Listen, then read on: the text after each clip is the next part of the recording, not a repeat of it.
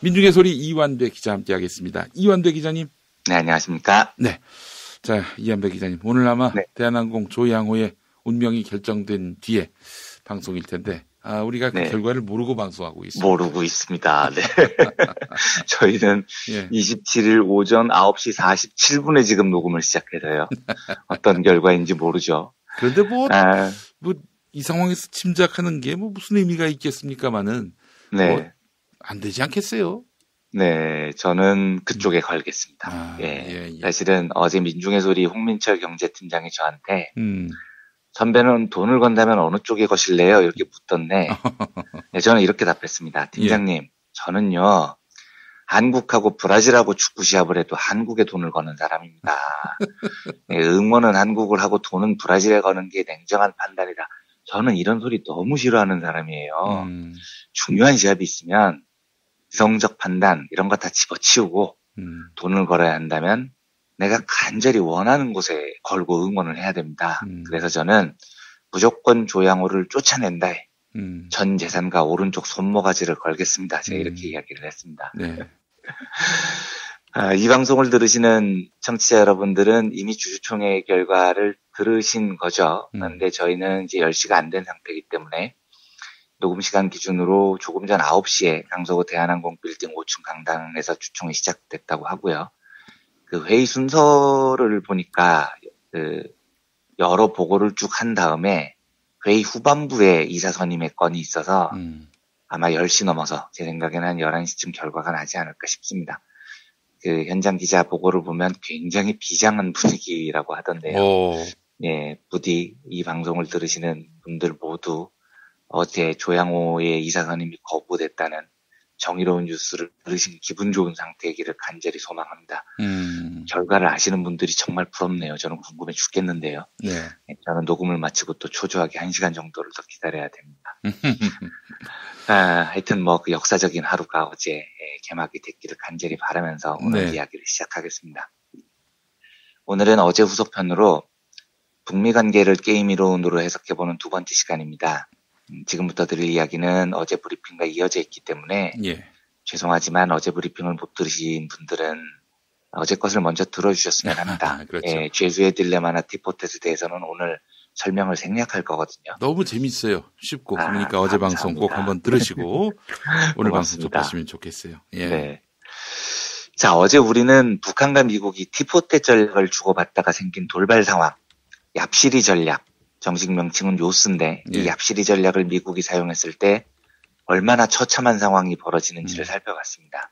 근데 다행히 트럼프 대통령이 제동을 걸어서 미국은 얍시리 전략에서 물러난 것으로 보이고 북한도 티포텟 원칙에 의해서 다시 우호적인 신호를 보내고 있어서 매우 다행스러운 상황이다라는 이야기였습니다. 죄수의 딜레마 첫 번째 대회에서 티포텟이 우승했다고 말씀을 드렸죠. 그리고 이어서 두 번째 대회가 열리는데요. 당연히 두 번째 대회에는 전 대회 우승자인 티포텟을 막기 위한 수많은 전략들이 출전을 합니다. 근데 이때만 해도 1회 대회에서 티포텟이 우승한 건 약간 우연일 것이다라는 생각이 적지 않았습니다. 왜냐하면 이게 너무 단순한 전략이거든요.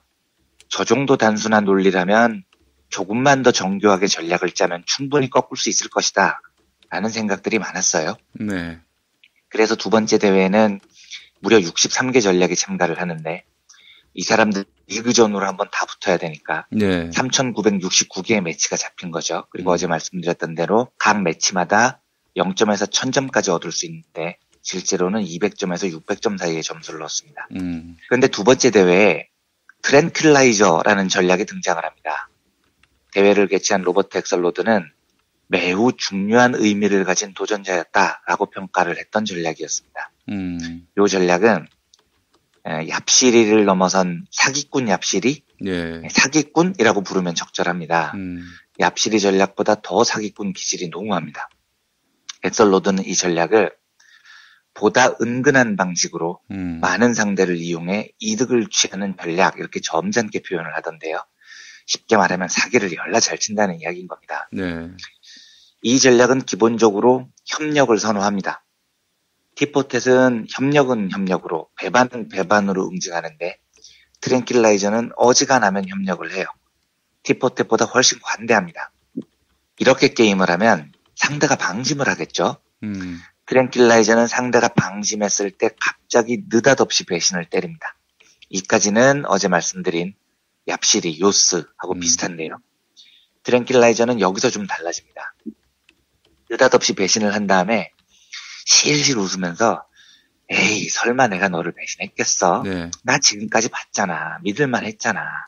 이번에 배신한 건 실수야 실수. 실수로 버튼을 잘못 눌렀네? 이런 이미지를 주는 겁니다. 이러면 상대 중에 이걸 믿는 애들이 나와요. 왜냐하면 트랭킬라이저가 지금까지는 쭉 착했거든요. 네. 그래서 봐줍니다. 이때부터 본격적인 트랭킬라이저의 게임이 시작됩니다. 상대가 속아 넘어가면 그때부터 배신의 횟수를 조금씩 늘려나갑니다. 네. 그러면서 계속 실수야 실수. 헤이 절대로 내 의도가 그런 게 아니야. 이런 식으로 버티는 겁니다. 그 상대가 여기에 계속 넘어가면 배신의 강도가 더 세집니다.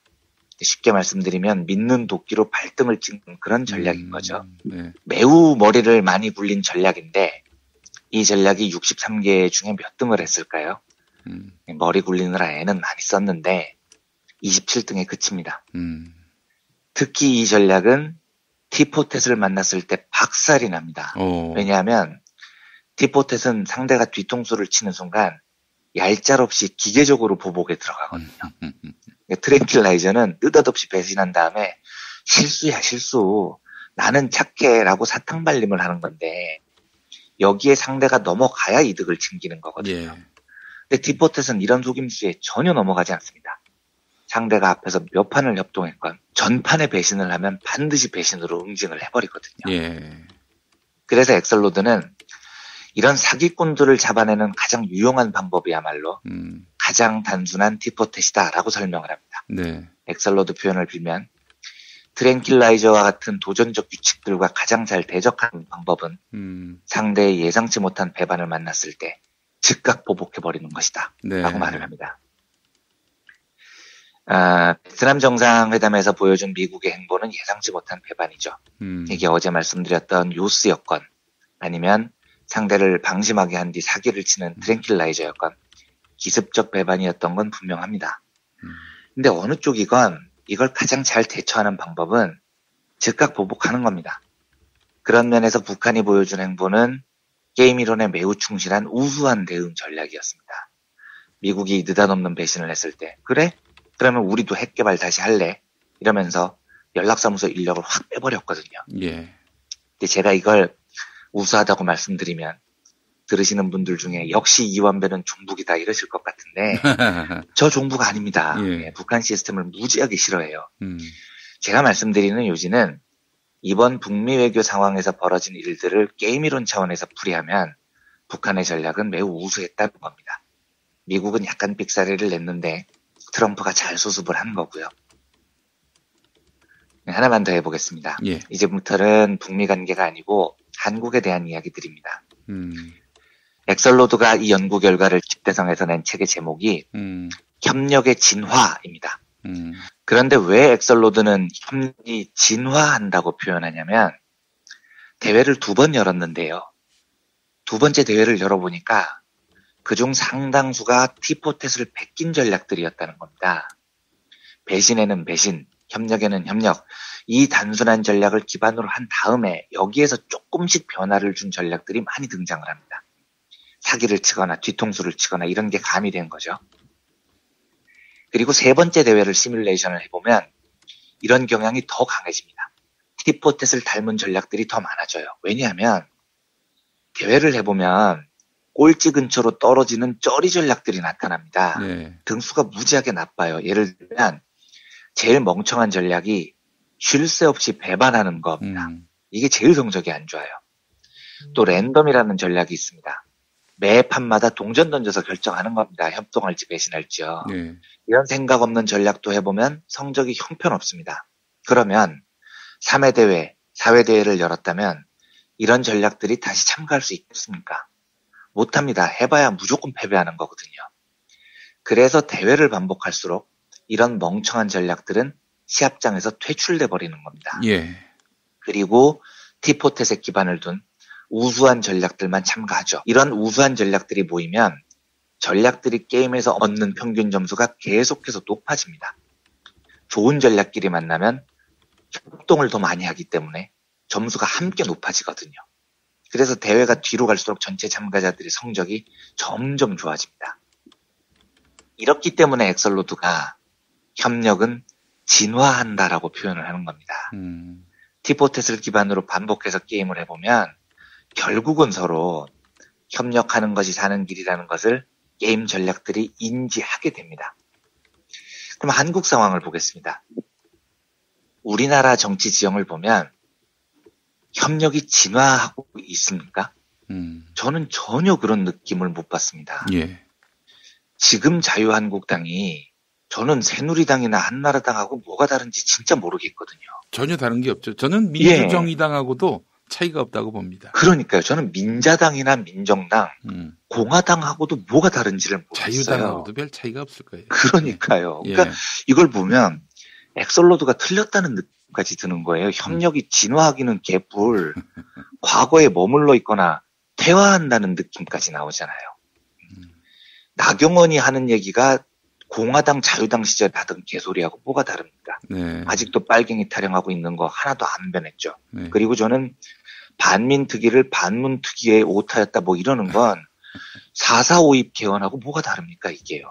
이게 이제 오히려 말하자면은 그냥 이런 말 한마디면은 다 넘어가졌으니까 그동안은 그러니까요. 이렇게 해서 뭐 이 말을 믿건 믿지 않건 내가 이렇게까지 당신들한테 예의를 갖췄는데 당신들이 네. 여기 대해서 토달면 안 되지 이거예요 한마디로. 그러니까요. 싸가지 없는 것들입니다 네. 정말. 그 자유당 애들이 하던 그 싸가지 없는 국민을 무시하는 태도하고 똑같은 겁니다.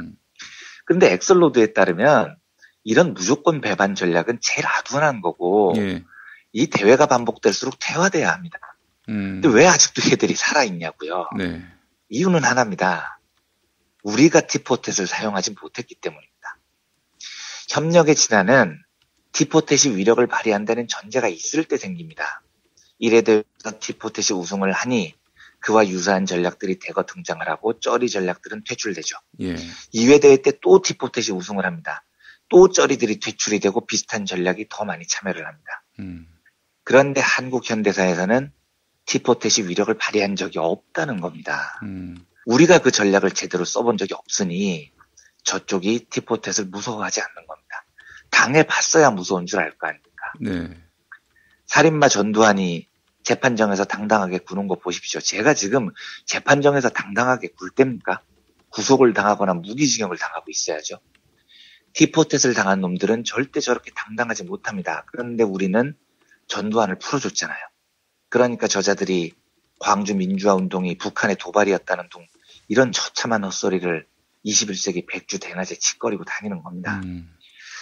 저는 보수를 싸그리 갈아 없애자 이런 이야기를 하는 게 아닙니다. 스웨덴 같은 복지국가에도 보수가 있습니다. 심지어 보수가 집권도 해요. 하지만 그런 나라의 보수는 자유당처럼 개떡 같은 자들이 아닙니다. 왜냐? 그런 식으로 계속 배신하고 뒤통수 치면 티포텟에 의해서 반드시 응징당한 사실을 잘 알아요. 네. 그래서 그쪽 보수도 진화를 하는 겁니다.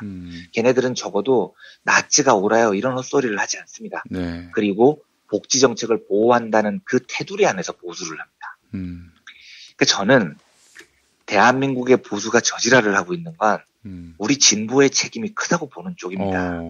쟤들 족보가 친일파, 이승만, 박정희, 전두환 이렇게 오는 거잖아요.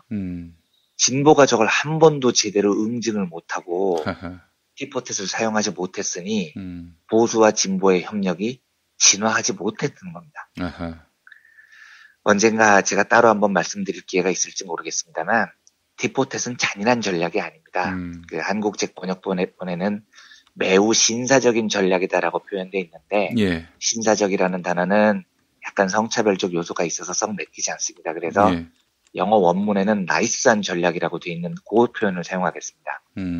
이 전략이 왜 나이스하냐? 시작을 항상 협동으로부터 출발하거든요. 그리고 상대가 아무리 과거에 개판을 쳤어도 지난번 판에 회개하면 즉각 용서하는 겁니다. 매우 관대한 전략이라고요. 그래서 엑설로드는 티포텟의 강건한 성공은 신사적이고 보복적이고 관대하고 명료한 특성들이 조합됐기 때문이다. 신사적이라서 쓸데없는 문제에 휘말리지 않고 보복적이라서 상대가 배반을 시도할 때마다 더 이상 지속하지 못하게 억제한다. 관대함은 상호협력을 회복하는 데 도움이 되며 명료함은 상대로 하여금 이해하기 쉽게 해서 장기적 협력을 이끌어낸다. 예. 라고 돼 있습니다. 간단한 겁니다. 명료한 메시지를 주는 거예요. 너희들 개판치면 반드시 응징당한다. 라는 메시지를 주면 보수도 진화한다니까요. 저는 보수를 완전히 죽여 없애자고 주장하는 게 아니고요. 반민특위를 반문특위였다고 우기는 저 수준 낮은 상습 배신자들을 없애자는 겁니다. 이걸 없애야 한국 정치가 보수 진보 모두 진화를 하는 겁니다. 예. 그리고 그 방법은 저는 진심으로 강건한 티포텟이라고 믿습니다. 상대가 나쁜 짓을 하면 즉각 단호하게 응징을 해야 된다는 겁니다. 예. 이 정도로 이틀에 걸쳐서 이야기 드렸던 게임이론 이야기를 마치겠습니다. 이틀 동안 복잡한 게임이론 이야기 듣느라 고생 많으셨는데요. 예, 다시 강조하지만 이 방송을 들으시는 청취자 여러분들의 하루가 대한항공 조양호를 끌어내린 값진 하루이기를 기원하면서 오늘 브리핑을 정리하도록 하겠습니다. 예. 자, 이현배 기자님 오늘 말씀 감사합니다. 네, 감사합니다.